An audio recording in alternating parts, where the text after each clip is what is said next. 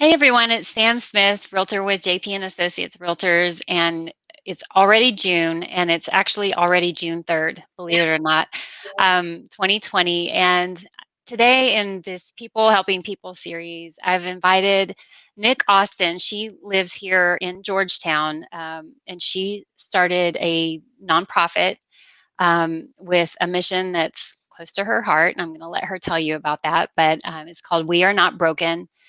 And when I first started, I hadn't met Nick yet, but I had seen her posts on, some of my friends have been sharing her posts on social media, and I thought, oh my gosh, this is fantastic because, we were just talking before starting this. You don't know what you don't know about people, Mhm. and so many of us, you look at us from the exterior, we look at each other from the exterior, we make judgments, we make assumptions, and so many of us are hiding, just not broadcasting what is really going on inside or what our story is or anything like that. And that's the special thing that Nick is bringing to light with We Are Not Broken. So, Nick, tell us a little bit about the organization. So I founded it a little over a year ago now, back in January. I had a friend come into town, and I knew that she had gone through some trauma with breast cancer and ovarian cancer and testing positive for the gene. And just she had gone across town to bury her mother, actually, who had just died from breast cancer. And then she was coming back, and was in Texas, and I hadn't seen her for a couple of years. And she came up, and I said, spend the night. And we actually ended up doing like an impromptu photo shoot. And, I had already known that she had gone through a lot. Mhm. So I just started taking pictures of her, like really raw pictures, and snapping some pictures and of her scars, really, from the trauma that she'd endured because of all the surgeries and trying to get the cancer out. Mm. And I just ended up putting that out and saying, hey, if there's anybody out there who feels less than as a woman because of your scars, or because of your something that you have no control over whatsoever, stretch marks, cellulite, all that great stuff that we have as women. I'd love to photograph you, and I'd love to do it for free. And the next morning I got up, and it was literally my inbox was full. Wow. But leading up to this, I had been really searching and seeking what I was going to do with the second half of my life. So when this happened, in the way it happened, I just knew. I just heard God say that this is what I want you to do, and I want you to call it We Are Not Broken. And with my inbox being full, I knew there was a need. There was a need, and it needed to be filled, and I was going to fill it. It gives me goosebumps to know that, you went on mission. You asked for what your next mission is, Yeah. and you took those steps of faith, and then look at the response that you got immediately. And I agree, and I hear you. Like, there is such a need, and you've met some incredible people, Yeah. and heard some incredible stories over the past year and 4 months or whatever. And I always get the impression that you are just a force of nature. You're tireless. You come across as tireless in your mission and your love for people. And so um, that's one of the things that I think that we could all embrace in our own selves is, trying to find out how to have those relationships and cultivate them. And I think it's really cool that you just kind of started taking pictures of your friend.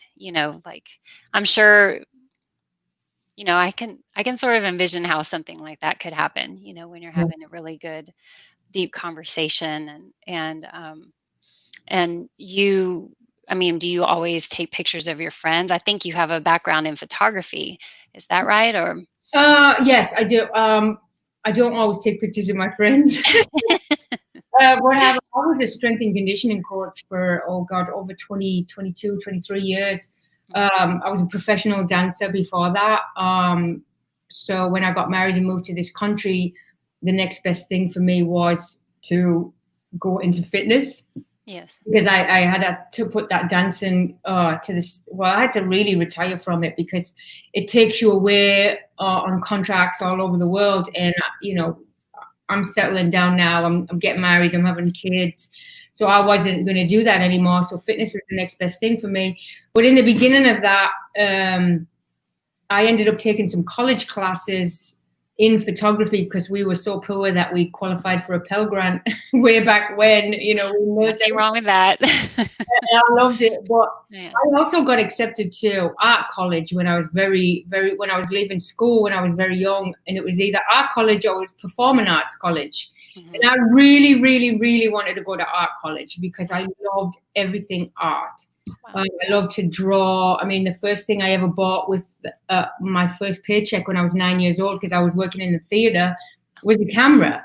Wow. So yeah, it was the first thing I ever bought was a camera.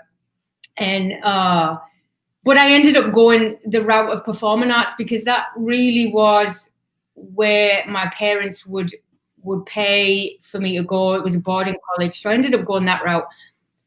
So when I was coming to the end, I knew it was like around the end of the time that my doing fitness for a living was beginning to not be old, but I was beginning to lose that passion. Mm-hmm. And I didn't want to hate what I used to do. So before I got to that point where I was so burnt out, I just ended up retiring. Yeah. Because I don't want to hate. I loved fitness. I absolutely loved helping women.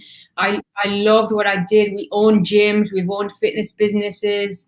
Mm-hmm. We were doing boot camps 17 years ago before anybody ever was thinking about boot camp. Yeah. So we were doing a lot of great, neat stuff. But it just come to the point where I just knew that it was time to retire. So what I did was my husband, Rick, bought me a camera for, I think it was either my birthday or Christmas, I can't remember. So I just took a whole year to learn this digital photography world, because what I learned was the manual side, the dark room, the 35 millimeter.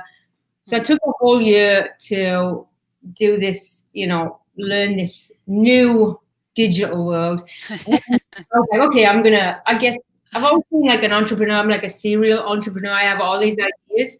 So I'm like, okay, I'm gonna start this business, and I'm gonna call it Celtic Viking Photography. So I ended up doing that, getting a website, all that great. I had a business coach that I really trusted that would keep me accountable every week to do different steps. And then I started taking pictures, and I really fell back in love with doing that. So as I was taking pictures, I wasn't charging anybody. Oh, yeah, that's one of those hard things. When you have a big heart and you're trying to start a business, sometimes it's hard. So that's where I was taking pictures of people, because I was like, okay, I can take pictures and I can become really good at this, because whatever I put my mind to, I want to be the best at it for me, not to compete with anyone. I want to be the best at whatever I put my mind or my heart or my efforts to be the best person for me. Right. So that I can give the best. So I could have probably made a lot of money doing it, but I didn't want the passion to be taken. Yeah. If that makes sense. Because for me, there's money involved. Now there's an expectation involved, and now there's work that has to go with that expectation. So to me, I'm like, that's just going to take away my passion. So I ended up just doing it for free, and just loving photography. Volunteered at church on the dream team, the photography dream team. Loved that. And I'm like, I want to do this. This is what I want to do. I want to capture people in their moments, their intimate moments, their moments of joy, pain, all that. And little did I know that prayer would bring me to where I'm at today. So yeah, I know. And the other thing that I like, and I recently I've heard someone else kind of have a similar experience, that when they were around 9 years old, 10 years old, somehow what they ended up doing much later in life, not their first career or second even, but their, later career ended up being whatever it was that they loved at that particular age. And that's what you said, you bought a camera back then. Yeah. And now here you're coming around full circle. And so you've taken pictures of people locally, Yeah. women locally. You've also gone back home to England, right? And Yeah. taken some pictures. Um, what about traveling around the United States? I mean, are you doing Yes, anything I like have. that? I went to Nashville. Well, I went to Kentucky. I flew into Nashville and then drove up to Kentucky to capture a beautiful, beautiful lady called Erica. And she ended up passing a week after I put her story out. Hmm. So Wow. it was really tough, but Wow. it was important for her and her family to get that story out for her daughters. So as soon as she said, yes, please come, I literally booked a ticket the next day and I was on a plane and I'm like, this is going to happen. I'm going to make this happen. So yeah, Wow. time was of the essence at that point. Okay. Yeah. So, can you tell me a little bit about, I mean, you've talked about someone, this one at the end of her life. You talked about your friend with breast cancer. And I know you have taken pictures of people, other women with physical scars, but, our scars are not always physical. That's right. You Yeah. know, so what other types of scars have you revealed with your photography? I don't think there's any scars that I really haven't revealed. Sexual abuse Mhm. from women at a very young age that have not even talked about their story until they. I had one lady, she's in her 60s and never ever talked about it until Wow. she. I, I just knew. I just knew when I looked at this woman that she needed to share her story, and it was like I was not going to let her leave the building until she started. I was doing this mini conference in San Antonio about We Are Not Broken, and Wow. something just kept drawing me to her, Mhm. and I just knew that she needed to speak. So I just asked her. I kept asking. I'm like, I know you're supposed to be here. Anyway, she ended up telling her story. I think in she's 63 or 65. I can't remember, but um, she was severely abused at gunpoint at Gosh. 12 years old, and at 65 could still remember feel the metal of the gun on her face. So she didn't have the physical scars, but she had the scars of that. Yeah. And she actually spoke about that, and it was like she unpacked all of this that she'd been carrying around for her whole life. And Mm. actually, she said, I forgive you to the actual people that did this to her. And it was just such a powerful moment. And there's been so many moments like that, domestic abuse, the sexual abuse, domestic abuse, the scars of invisible illness. I mean, I'm very much aware of invisible illness, having two autoimmune diseases, and people looking at me thinking I'm completely healthy. And at sometimes there's wars going on inside your body. So it's those scars too, Yeah. lots and lots of scars. Yeah. Yeah. I mean, like, they're invisible. Some of them are visible, so Yeah, many are invisible. yeah. Well, we actually talked last night about some scars that I think are being unveiled right now, and uncovered right now. And I called you because my 21-year-old daughter is 1/4 African, and she's going through it's hard for her right now, Mm, um, because she has so many friends who are in the Black community. And she grew up in Georgetown, which is predominantly white, and yeah, that's just what she knew. That's all she knew until she went away to college. But I approached you with this, not just for me, but I wanted you to talk about your own scars and your family scars, because your husband is half African American, right? yeah, And then you guys have children together, and I know you've experienced, I've never talked to you about it, but I know you've experienced the yeah. issues, many issues that are being discussed right now in public and that Yeah. people are very angry about. Can you talk a little bit about that? Like some of the things that you guys have Oh experienced? yeah, I mean, we've been together 30 years, so Yeah. I mean, you see how it is now. 30 years ago, it was, it wasn't as prevalent as it is now. We, I've, what do you tell an interracial couple? What does an interracial couple tell their kids? Am I going to teach you, you know, and we get these questions all the time: how to be white, how to be black, how to function as a white person, how to function as a black person.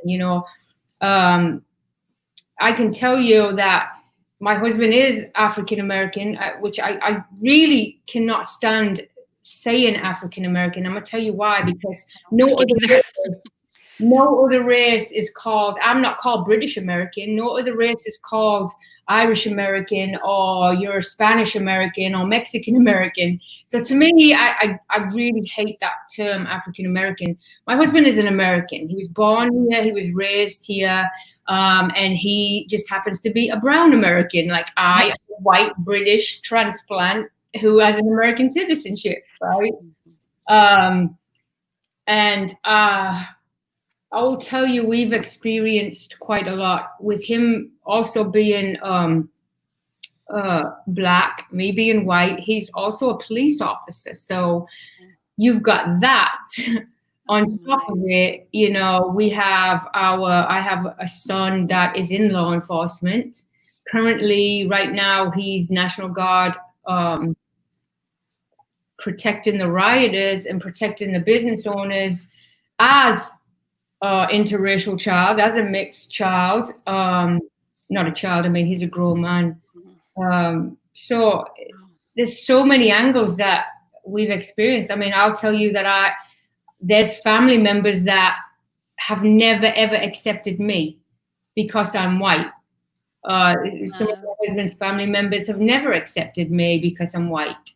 And I'm not talking about out here, I'm talking about very close family members, which is really sad because, I mean, here we are 30 years in, so they don't accept me. They also don't accept my children, which is it's very, very sad. It's very, very hurtful. But at the end of the day, you roll with the punches, I mean, I've heard, I've been in the presence of family members and they've said, oh, it was a white person that did it. And I'm like, I'm sitting here and I'm white.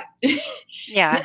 And then I've also had friends that have said, oh, your husband is the whitest black person I've ever. I'm like, what does that even mean? Like, the whitest black person you've ever met? What does that mean? I mean, just some real stupidity is what it is. But I don't even think it's stupidity, to be honest with you. I think it's just pure ignorance. And not taking the time to really look at somebody who is another human being, not another color, but another human being. This is my husband. These are my children. And it doesn't matter what their skin color is. They should not be treated less than, but like my husband just did an interview, and like he said, it's an institutional problem in this country. It is an institutional problem in this country. Just the things that we say, like the things like that. He's the whitest black man I've ever met. Like, that just roll off your tongue and you think that's okay to say. Yeah. So. Yeah. And that's, he's an American is what that person was trying to say, obviously, but because we do have it so deeply ingrained. If you can speak for your home country, I'm sure, in whatever terms are appropriate. I grew up here. I know what it's like and it's stuff that you don't think about, but I'm sure you've heard of, I think her name's Jane Elliott. She's a counselor and teacher who does a lot of workshops to teach about racial difference. And she's a white, old, little white-haired old lady at this point. But I watched an interview with her, and she was talking about how we were raised and indoctrinated, and I don't like to think I could ever be indoctrinated, but the books that we read, our textbooks, tell us that basically everything good that happened in our country is a result of what somebody white did. Someone with white skin did it. And there's just so much other stuff that's left out. And of course, I haven't looked at a textbook in quite some time, but um, it's so subtle. And my hope is that that I was listening to another interview today that he was talking about that these scabs are being removed from us, and we're having to face the fact that there are still wounds there. Yeah. And as a country, we have these scabs, and we're still going to have those scars for quite some time, but maybe we're going to be closer to healing in a Yeah. lot of ways. So that's a little diversion for sure, but I wanted to bring it up. Go ahead. I will comment on the fact that the textbooks are Mm, missing so much Black history. yep. So much Black history that has just been omitted, like taken out, never putting in. So you're right, it is an indoctrination and into what we're teaching our kids. Mhm, It's this Christopher Columbus. I mean, it's just mhm. you go back and look at the history, look what they did to the Native American people, even. Yeah. I mean, we're not. It's an indoctrination, and it's an institutional problem. Yeah, it is. And I think we can't be sitting around blaming any part of anything. We can blame ourselves if we don't do something right now to That's, change things moving that's right. forward. Yeah. But I mean, I hope that these kind of changes are coming up. Anyhow, I don't want to get political Yeah. in this particular format, but I do want to get back to we are not broken because and the reason I was correlating the two, and I was actually thinking as you were talking a moment ago that you're going to have to get someone to photograph you, and you tell your story as well. Um, and I know you tell the stories on your website and in social media and everything. But did I hear correctly or see correctly that you're compiling a book of your photographs, and are you including stories? Yes, so there is a book coming. It's literally at the end stages. I've actually done my story. I did my Oh, you story. did. Yeah, Okay. I did it very early on when I had the studio in my house. So I did it very, very early on. But there is a book coming. Right now, I meet with the editor and the formatter tomorrow, and once that's done, it goes to print. And Mhm. they're pretty much the 2019 stories that we've done. Okay. Yeah, it's a book of scars. It's Yeah, scar stories. That's what it is. I love it.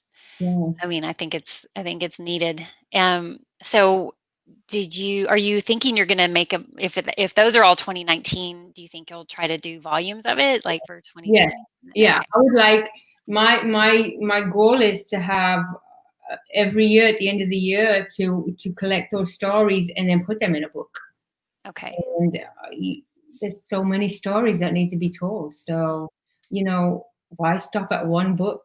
Yeah, seriously. Yeah. Why stop at one book? Well, you have a We Are Not Broken Day after all that Yes. was named this year, so you have to keep it going. You have to uphold it so you have something to celebrate each year. Oh, yeah. In January, right? Yeah, Isn't that January 17th. Yeah. Yeah, that's right. All right. Well, you're a nonprofit, and I've worked in nonprofits before. Um, that usually means you're not making any money and you're having to ask people for money. No. what what what things do you do for fundraising? How can people contribute to your cause or volunteer or help you out? So what kind of things are in So I have so this year I've had to cancel 6 fundraisers, including the big, large gala that would have wow. probably funded the rent all of 2021. Wow. So that had to be canceled. So I'd have to come up with imaginative ways to raise money other than begging, which I'm not opposed to because I do a lot of begging. That's what comes with it, I know.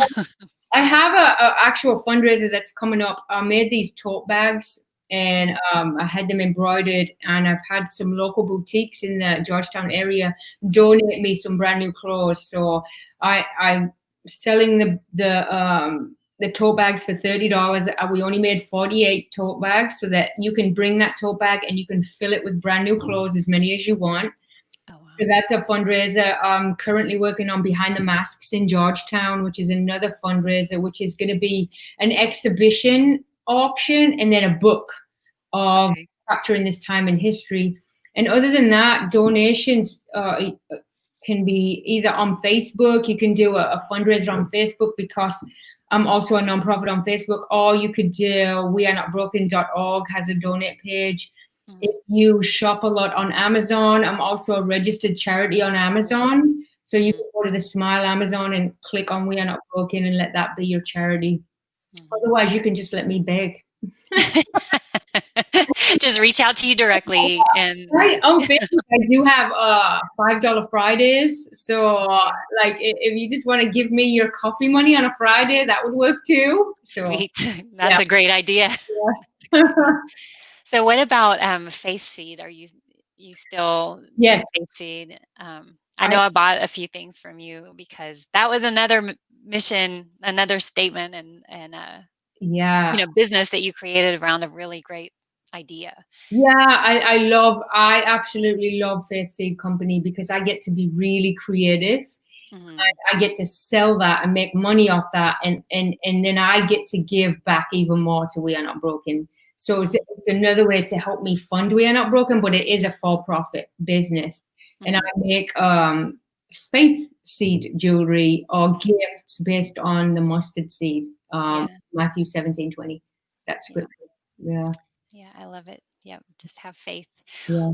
So let's say, are you, well, like earlier you said that the way you kind of got started was you just put it out there that someone could email you if Yeah. they wanted to participate. Is that still the case? I mean, so now, no, they can go to the website. If they go to wearenotbroken.org, you can fill out a submission form. That submission form gets captured into one email site of just nothing but submission forms. And then what we do is we schedule you into the studio. And I have a hair and makeup artist. She volunteers and she comes and does all the hair and makeup. And then we do a photo shoot and a video shoot. And you get a full professional shoot and a day of well, at least 90 minutes of pampering, and you get to keep all the pictures and we just tell you story. Yeah. Amanda Fuentes is your makeup artist, and I plan to have her as a guest on my Thursday small business focus. Amazing. She she is, I think, like you, very very big heart Yeah. and wanting to help other people, and so she does that volunteer on a totally volunteer basis for you. Since the beginning. Yeah. She has never canceled. She's never let me down. She's never not shown up. She has been there. She makes these women and these girls in that chair feel so comfortable that when they get to me and I'm photographing them, they're comfortable. Yeah, We make such an amazing team. that's wonderful. That's wonderful. Well, the Lord works in amazing ways, and Yeah. I'm sure, I know He brought y'all together, and I'm just so excited to see what else and who else you bring into focus with your photography, with your books, and all the stuff that you do, because I know these are, so many things have a ripple effect, and I know this has a ripple effect for the people that you're photographing, and also for you. So keep up the good work. Thank you very much for being here. And wearenotbroken.org is the website, and just I encourage everyone to go on the website. You can, like we were talking about, see some stories. You can also find out information about fundraising efforts, and the different events that may be coming up once we can have events again. and this creative woman is going to be coming up with other ideas, so you have to get your finger on the pulse of it so you can keep up. Anyhow, thank you so much, Nick, for talking to me today, and I'm really excited to see what is next, for sure. Thank you so much for having me. Anytime I get to talk about We Are Not Broken, I'm all in. It's a good day. Yeah. All right. Well, thank you, everybody who was watching, and we'll talk to you next time. Thank you.